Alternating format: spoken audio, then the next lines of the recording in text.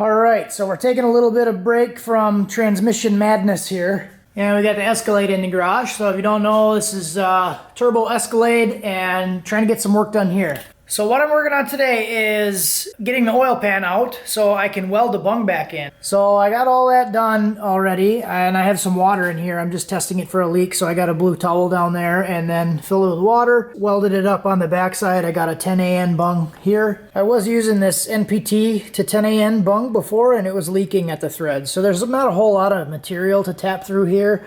And I did have some sealant on there, but I couldn't get it to stop. So I decided to pull the pan and just weld the bung on. So I welded it from the inside, got a 10AN cap on, and we'll just let it sit for a while and see if any water starts to come out. I wouldn't be surprised if it leaks a little bit because the cast aluminum, especially filled with oil, is pretty porous and it's kind of hard to weld, especially with aluminum. So we'll see where that ends up. This was kind of a treat trying to get this pan out. I ended up having to drop the diff down. So see where the diff mounts, and then there's a mount back there, then there's a mount here. So basically unbolted the diff, unbolted it from the drive shaft, and dropped it down in order to get the pan out so I could clear the flex plate. Don't know if you can see it, but I also put some RTV on the inside of my thermostat housing because that was leaking. It wasn't leaking very bad, but if the truck was hot and I would let it sit overnight, there would be like a few drops underneath, and that's the only spot I could see where it was leaking from. So just kind of going through and doing some simple stuff. I'd like to be able to, park it in my driveway without having to worry about leaks.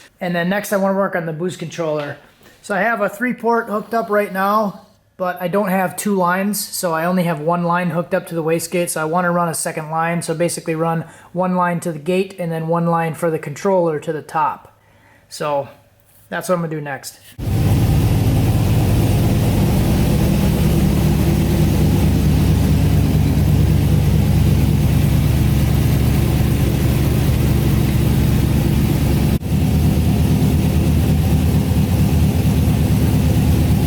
Alright, so this thing might be done, except for all the stuff I still want to do to it. So I pretty much got everything back together. I did put the fuse panel box back on there. I did have some wiring that was all loose because I was troubleshooting the transmission. So I had my A and B solenoids from the transmission hooked up to the inputs on the Holly, so I could actually see the shift solenoids. So I unhooked all that stuff, taped everything back up. I do have to get a new blanket. You can see it's starting to melt my cap there.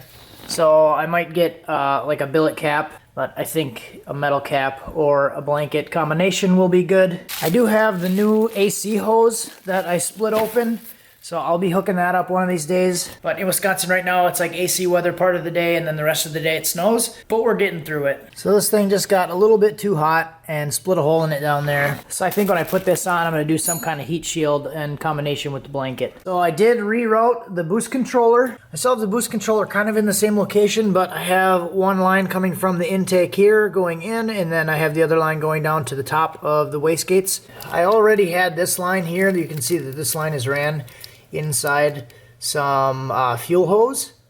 So that one's going to the bottom of the gates, and I ran it inside the fuel hose between the firewall because that one is, like I said, going to the bottom of the gates, and I don't want it to split open and spike the boost, even though by that point Holly would already have taken the wheel and we would be just fine. Because of the boost cut and the safeties and stuff that the Holly has, you're pretty well dialed as long as you got that stuff set up right. So I took the vacuum line, I ran it out this little side port here down around the back, and I did split it to go to the controller and then to the fuel pressure regulator. Some people are like really against using T's. I've never really had an issue with it. Only other thing I think I'd like to do yet in here is run a little loom or something around this line for the boost controller, this wire for the boost controller. It does just come up and around here. You can kind of see a little bit of it there and back here. So I'd like to maybe cover some of that stuff up, but that's just getting picky. So I did a new oil, new filter. I did refill the coolant. I heat cycled it already and made sure this thing is about half full. So that's all good. Got it up to about 200 degrees, 195-ish. The new bung is on there. It's a little bit hard to see with the wire loom, but everything is in place. I did clean up the oil pan a little bit just so I'll be able to know if there's a new leak. And then that's all I did for the wastegate line. So I do have, so on the back side of the drive shaft, I do have the line coming down that's inside the fuel hose.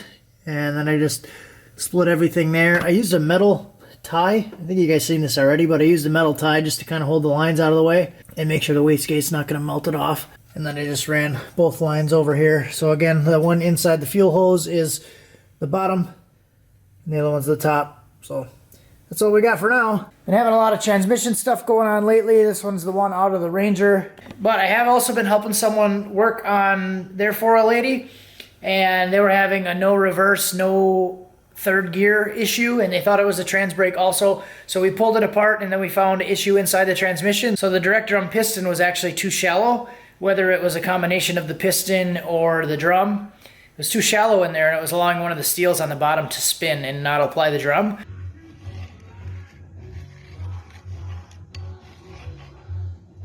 So we're pretty sure that's what it is. He's got new parts coming tomorrow, so we're gonna go over and fix that thing, and hopefully that'll be it. So that'd be pretty cool if we can get that thing fixed, but spent a couple days doing that. Tomorrow I'd like to take this thing out and actually try to turn the boost up. Maybe take it to the track this weekend. So today's Wednesday, might be able to get out by Friday, Saturday, and take this thing to the track for the first time. So stick around for that. Stay tuned. Thanks for watching. Have a good one.